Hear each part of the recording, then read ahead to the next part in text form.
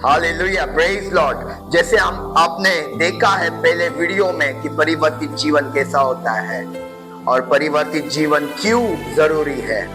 प्रियो, मैं कुछ वचन मैं आप सभी से शेयर करना चाहता हूं, जो वचन बताएगा कि एक परिवर्तित जीवन कैसा होता है, एक परिवर्तित जीवन में कैसा स्वभाव होता है परमेश्वर का। प्रियो, क्या चाहता है यीशु मसीह की एक विश्वासी का जीवन में कैसे कैसे चीज होना चाहिए, क्या होना चाहिए, कैसा होना चाहिए।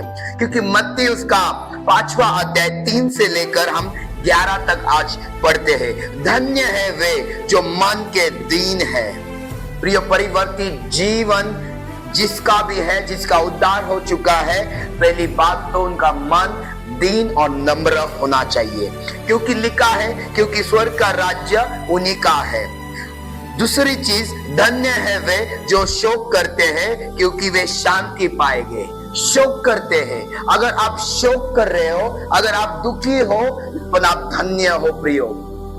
हालेलुया, आप धन्य हो, क्योंकि वचन कहता है आप शांति पाओगे। हालेलुया, अगर आप यीशु मसीह में परिवर्तित जीवन जी रहे हो और आप शोक कर रहे हो, प्रभु कहता है आप शांति पाओगे। तीसरी चीज कहता है धन्य है वे जो नम्र है, क्योंकि वो पृथ्वी के अधिकारी होंगे। प्रियो, नम्रता, जब आप प्रभु यीशु मसीह से बाहर थे आप नम्र नहीं थे, पर लेकिन आप जब परिवर्तित जीवन आपका उद्धार हो चुका है, आपको नम्रता से जीवन जीना है, जिसके कारण आपका परिवार का उद्धार हो सकता है, आपके दोस्तों का उद्धार हो सकता है। चौथी चीज, धन्य है वे जो धार्मिकता के भूखे हैं और प्यासे हैं, क्योंकि वो तृप्त किए जाएंगे। पहली बात तो आपको भूख होनी चाहिए प्रभु यीशु मसीह के लिए, उसके वचन के लिए, उसके काम के लिए।